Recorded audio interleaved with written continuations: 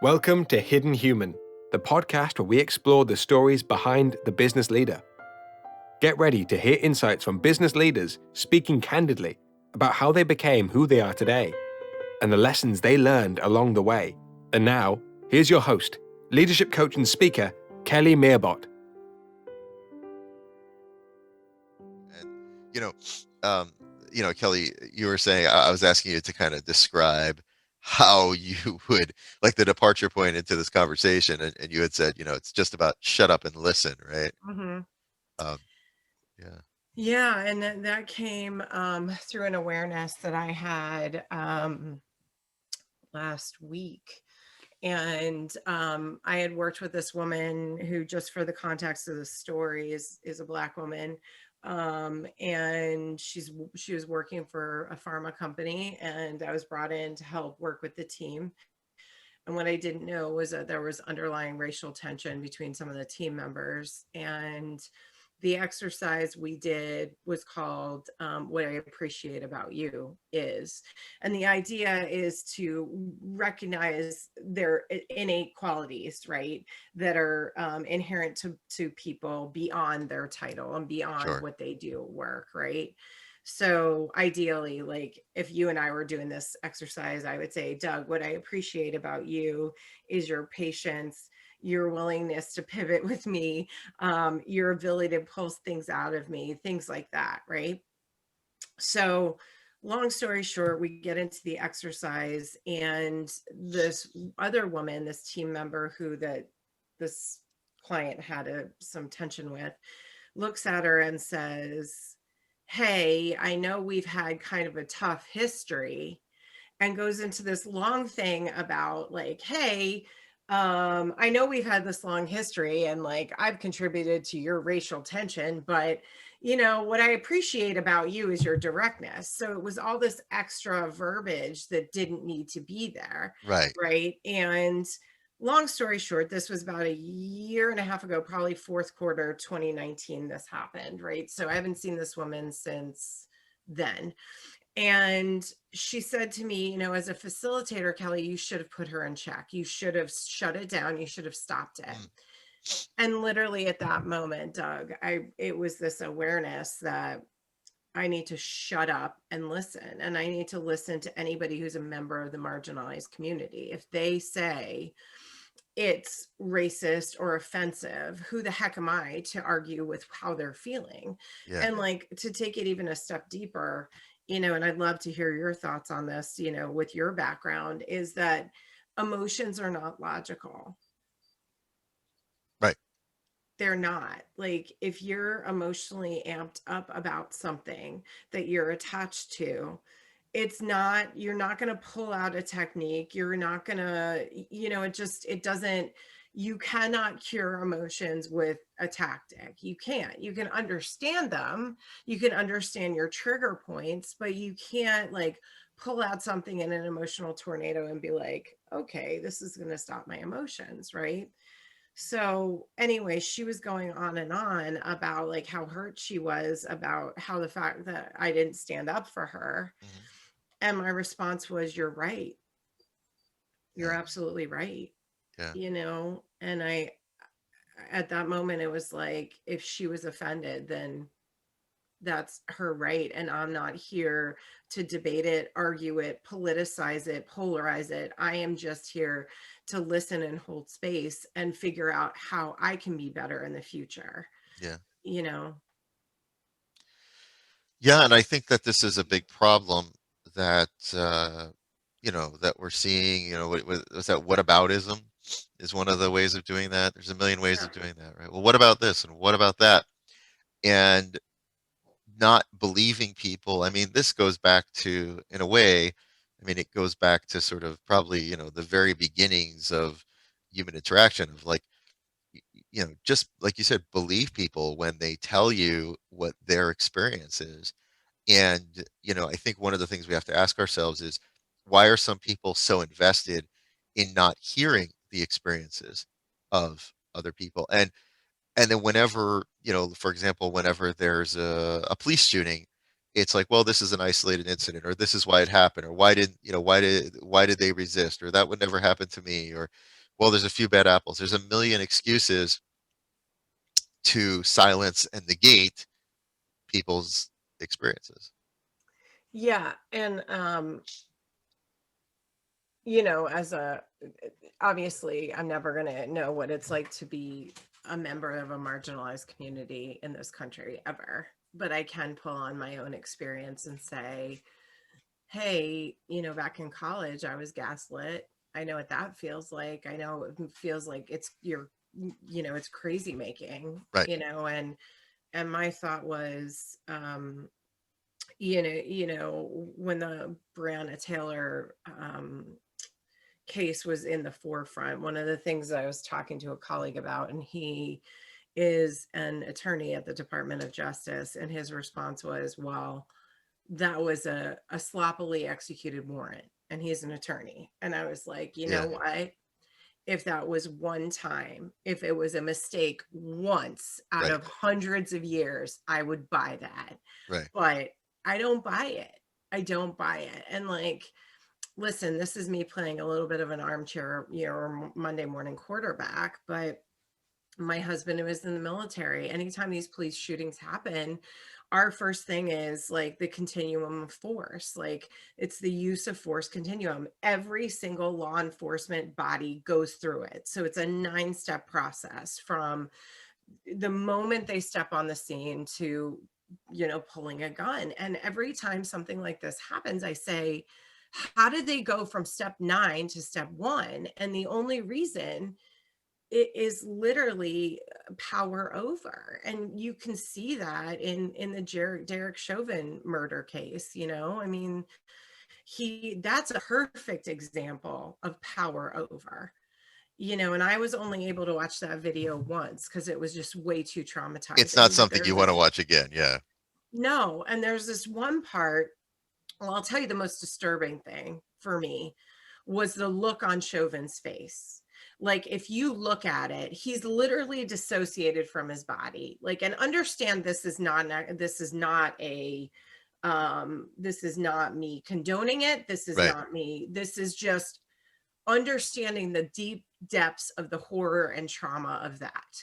Right. Right? Because to me, when I look at somebody like that, I say, who hurt you as a child? Like, what happened Right. to you to make you want to take somebody's life in such a horrific and public way? And how did you become such a sociopath that you have I mean, I think one of the things that horrifies us is that as human beings, we have this built-in system of empathy that we wouldn't if we were killing someone slowly.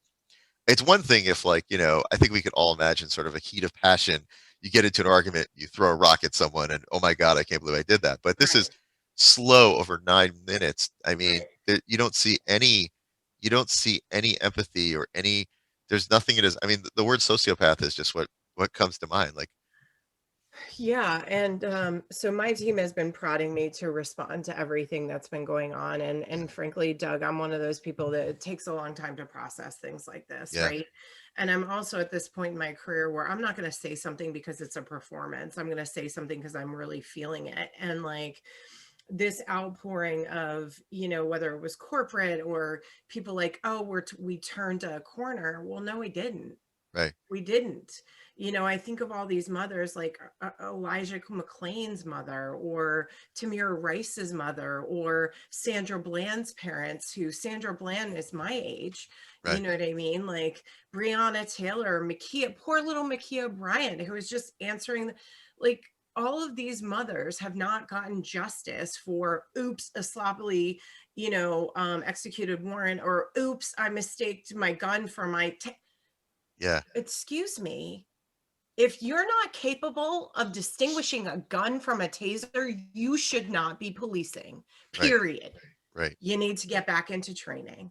sure, I mean, it's just too much. It's too much. And until the justice system is evened out, really, and not tipped against the Latinx community, the LGBTQ plus community, the Asian community, the Pacific Islanders community, the Black, I mean, yeah, insert marginalized until it is even, this is not a turn.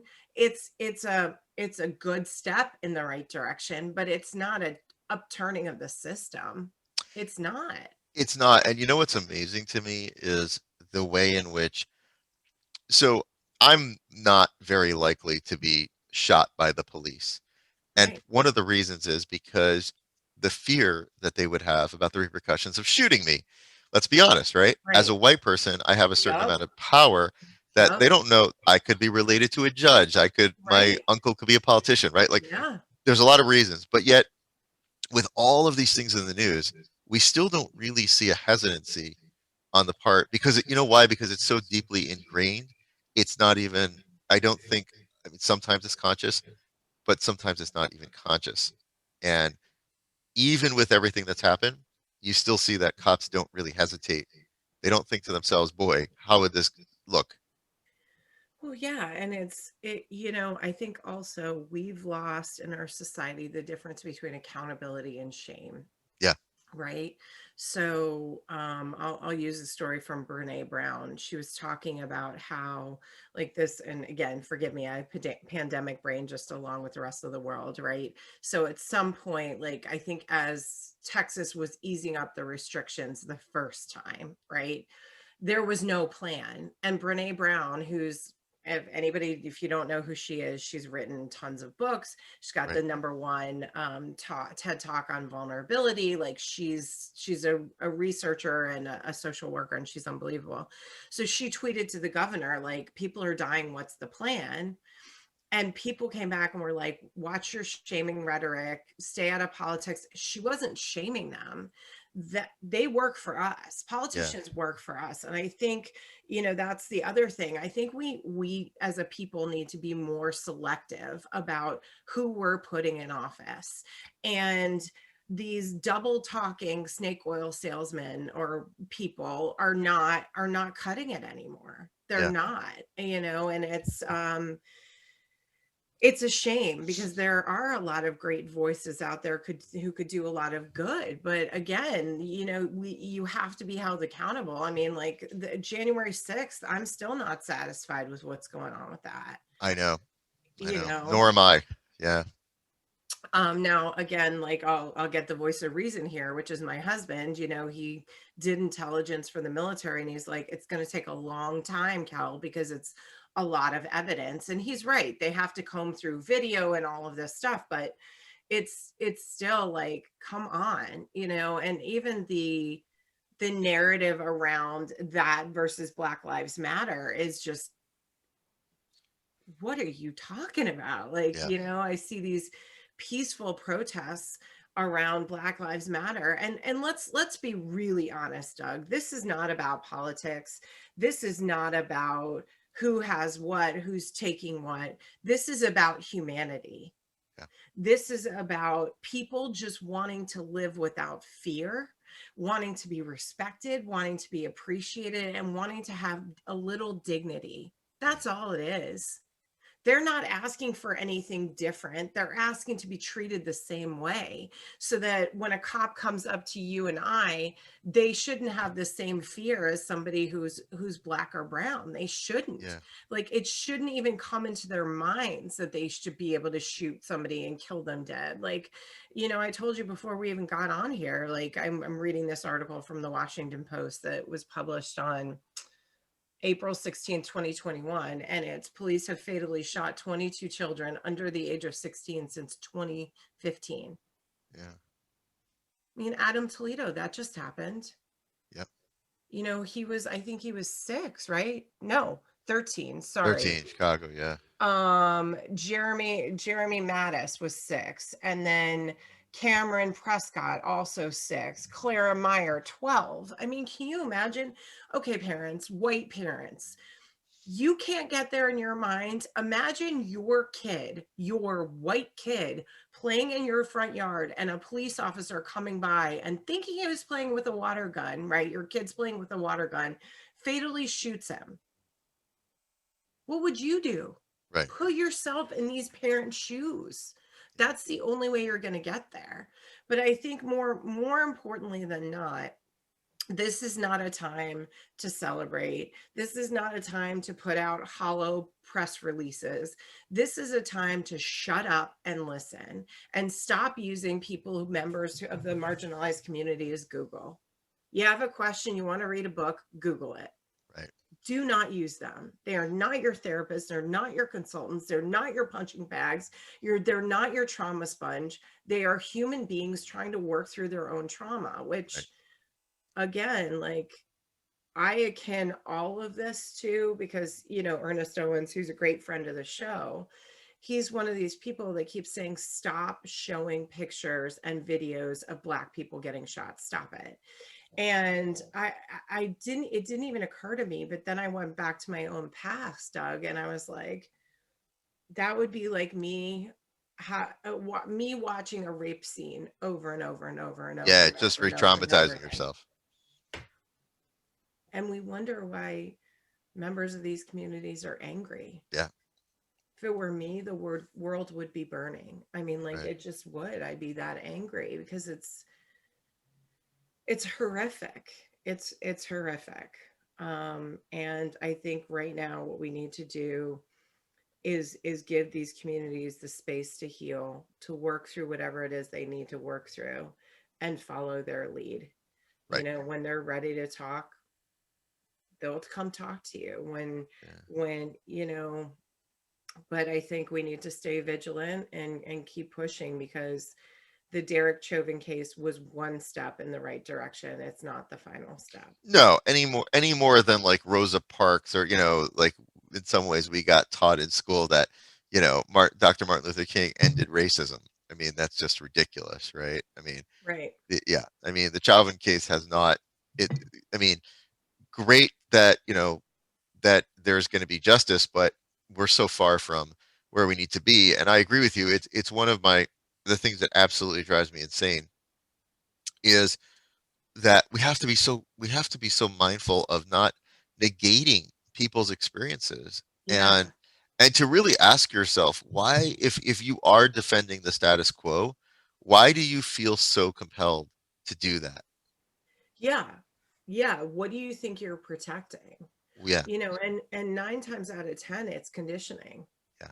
It's just, that's what it is. It is Yeah. conditioning. I mean, because you and I have talked about learned behavior, and I was talking to a very highly decorated officer in the military yesterday about it, and we were, I was saying, babies are born with two fears: the fear of Yeah. loud noises and the fear of falling. Everything else is learned. Yeah. So all of that is learned behavior. Yeah. And going back to what you were saying about Martin Luther King, I heard a quote from him that said, true peace is not merely the absence of tension, it's the presence of justice. Yeah. Yep. And it's like, think about that. I think about all of these mothers, like when I was living in Florida and the whole George Zimmerman case came out, and he should have been convicted as far as I'm concerned. I mean, it's just it, it and here's the bottom line. Like, all of these behaviors that the Black community accuses the white community of, whether it's gaslighting or brushing things under the rug or talking over or white fragility, you and I have experienced behind closed doors with our family members. Sure. Like, none of this should be surprising or shocking behavior. Yeah. I mean, I've been ostracized from intimate friend groups because I didn't agree with them, and then all of a sudden I'm persona non grata, and like nobody's looking at you. It's the same thing. Sure. It's the same thing, and I'm just tired of people getting all shocked and in their feelings, when really what we need to do is sit there and say, you're right. Yeah. You're right. We failed. We have failed over and over and over again. And, I know you don't believe us, but we're going to do what we can to make it right. And you're just going to have to give us time and the opportunity to demonstrate this, because we haven't. We Yeah. haven't. I mean, the same day the Derek Chauvin case was being tried, there were more police shootings. It's like, Yep. I mean, I don't know. If I was a police officer, which I probably would never be because I don't follow the rules very well, I would think with all of this heat and scrutiny that I would be minding my P's and Q's, Yeah. like, and getting myself back into training to stay sharp. And that's a whole other issue that we have, which is, you don't want to paint. I certainly know people who are police officers who are, really good police officers and would never do, anything like what Derek Chauvin did, and are very mindful of DEI. But at the same time, we have to acknowledge that historically there's been a lot of toxic masculinity that has been attracted to law enforcement, and Mhm. and the reason for some of these people to go into law enforcement has not been the healthiest reasons. And so, that's a whole other issue too, about, who's attracted, what kinds of people are attracted to law enforcement, what types of personalities. And Yeah. that's been an issue.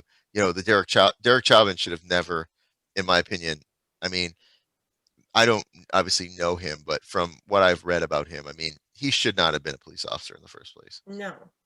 No. And like my thought is I am an advocate of defund the police, but the way I understand it, and this is Kelly's world, of course, so doesn't make it right, just Yeah, my opinion off the top of my head, um, is that we need to allocate funds for things that police shouldn't be responding to. Like, absolutely. let's look at Walter Wallace, who was killed here by police in the summer in Philly. His mother called the cops because he was having a mental illness break. He was mentally ill. That is not a response for the cops. Like, we should Right, have therapists, we should have social workers. They should be responding. right. Those funds should go to them. Like, where I live in Lower Marion, which again is, a suburb of Philadelphia, one of the Lower Marion police officers told me he was called to somebody's house because of raccoons. That's not his job. No, it's not. That's animal control. You know what I Right. mean? So, like, I think that, we really need to take a look at this. And I think the systems through which we filter people who should be officers should be a lot more stringent. So, Doug, you and I both know the kinds of personalities, like, we can pick them out like this Oh, because we yes. have, well, you are, a former, what, psychologist, trained psychologist. Clinical social worker. Okay, so we both work in psychology adjacent industries, right? Yeah, You and I can recognize it. There has to be some kind of algorithm, yeah, I don't know, screening process, whippy dip, yeah. whatever, that can filter these people out. And of course, I was joking with a colleague. I said I'd be interested in seeing a research project done where they cross-reference people who are applying to be police officers and people who are bullied in high school. Right,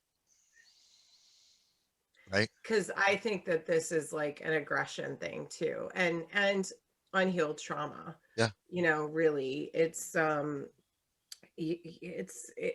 exhausting. It's exhausting. And like, the thing is, I hesitate to say that because I know colleagues that are members of these marginalized communities and how exhausted they are. And I don't give myself a lot of leeway when it comes to this. Like, I can't get tired until it's fixed. And, yeah. we can only do that based on speaking out. So I would stay aware, stay vigilant, and listen a lot. Listen a lot. Um, and don't re-traumatize your Black and brown friends by asking them to discuss this ad nauseum, because that just adds to their trauma. If you're curious, Google it. If you're curious, go to YouTube. If you're That's right. curious, talk with one of your white friends and figure out how you're going to educate yourself and further things. Like, Yeah, I mean, this is about human beings, human lives that are getting desecrated and destroyed just because of how they look. It makes no sense. It yeah, makes absolutely no sense. And I mean, it's people just trying to survive and do their best. yeah. I keep thinking about Eric Gardner, who is selling Lucy's Cigarettes. cigarettes. Just okay. Anybody who's gone to New York City, what they sell everything on the streets there. Give me a break. Think about we're this far apart from each other, literally. Like, one bad thing can make you homeless in a second. Like, have a little empathy, have a little compassion. Imagine what it would be like to grow up Black in America. And if you can't get there, email me. I'll give you a resource guide. Yeah. You know what I mean? Educate yourself. This is not new. And us pretending and feigning shock is not helpful either, because people can see through it. Yeah. And it's exhausting, and it's destroying human beings. That's what it is. And this excuse that, oh, it's an accident or whatever, doesn't fly anymore. Right. That's more gaslighting. It's just more gaslighting. And yeah, like when our unwillingness to really hear people when they say this is a pattern, it is not just an isolated experience. Because I have heard people who have said, even people I know who are conservative, who have said, well, the Chauvin case really was awful, but that's an isolated incident. No, it's not. Right. No, it's not. No, it's not. I know. It just got caught on camera. Yeah. Yeah. And thank God for that. Yeah. Thank God for that. And let's be honest, if it hadn't been, Derek Chauvin would still be on the street. Oh, no kidding. Absolutely. No kidding. Yeah. No kidding. I mean, it's shameful. And like I said, the thing with the video that killed me was there's this moment where he doubles down on George Floyd's neck. You see him like lean in harder on his knee. And it's like, that is a human life. Right. A human life. Like, do you understand? Yeah. And like, where's your empathy and compassion? The man was gasping for air and calling for his mother. Like, you don't do that unless you're at the end of your life. Yeah. Especially, I mean, think about what Black men are conditioned under. They have to be tough. They cannot. Yeah. So he had to be in horrific pain. Yeah. I don't, this is not a hard thing. This is not about politics. This is not about this is about hundreds of years of societal conditioning and processes and procedures that have literally and figuratively had their knees on the necks of marginalized people, period. And this is not about me, like, grandstanding or anything like that. I'm hoping that one white listener who may not have considered this opens their mind. It just takes one. Yeah. And this is not about shaming. This is about waking you up. What can you do? What can you use this for to level the playing field? And the other thing is, I heard this quote from Anonymous that said, be a good person, but don't waste your time trying to prove you're a good person. Right. That's right. The Quakers have a saying, let your life speak. And I love that too. It's just, you don't need to go on social media and like talk about what you're doing. Like, right. I don't do that. Just do it. Just be a good person. Yeah. And, I love that. I think I'm going to put that up in front of my desk. Let your life speak. I'm hoping that that's what happens with me. Is that my life speaks, and that maybe I make a difference, or maybe I spotlight somebody who hasn't had the opportunity to be exposed to certain levels before, but this police brutality has to stop. And like the light I did see though, Doug, is when the chief of police and all those other colleagues of his testified against him. Yeah. That was a crack in, a crack in the blue wall, right? Yeah. Yeah. And, I mean, I think I have to believe that there are good people out there that see this and know right from wrong. Obviously the system needs to be overhauled exponentially, but I mean, don't cover up for somebody who in your gut is not doing the right thing. Yeah. I mean, what does Brene Brown say? Integrity is choosing courage over comfort, and it's time to get uncomfortable and stay uncomfortable until it's fixed. So Yeah. those are my thoughts just off the top of my head. I think it's really important, and just when you said, just one last thought here about what you said about being uncomfortable. I think I know this for myself, when we, if we are part of privileged community, it can feel very uncomfortable. And I've heard people say this, God, I just, it's so uncomfortable, so uncomfortable. Even people saying, yeah, thank God Joe Biden is president and now I can relax. And I just want to also remind people that if you're able to relax, that's a privilege for you to do that. And not everyone is able to relax. Yeah, 100%, and it's, I learned this from my friends Aurora Archer and Kelly Sorg and Layla F. Saad, that comfort is a tenet of white supremacy. Yeah. And if you think about it, like, let's think about the refrain of discomfort about people. Oh, I don't want to wear a mask because I'm uncomfortable. Well, guess what? It's not about you. Right. I don't want to take the vaccine because I mean, the latest I heard was I'll be marked for death by the devil. It's not about you. The whole Yeah. idea behind the vaccine is to loosen and help unclog our healthcare system, Yeah. so the people who have been helping us for over a year now can freaking rest, man. I mean, but yeah, stay uncomfortable. I mean, if you want to put it into terms that everybody can understand, it's like working out. Are you going to be sore as shit after the first time? Yeah.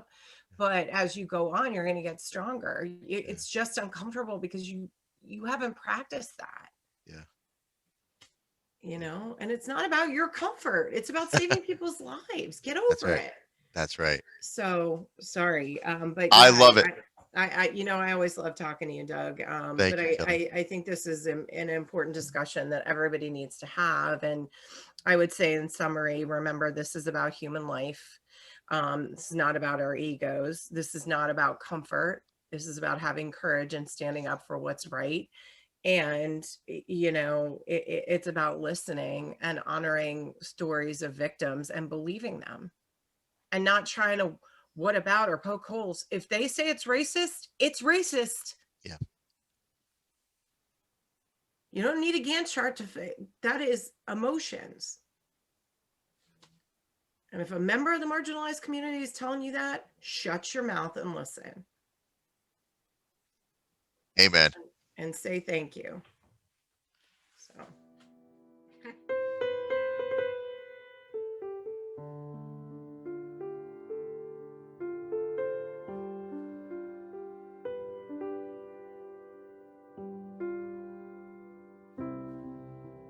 You've been listening to Hidden Human, the stories behind the business leader.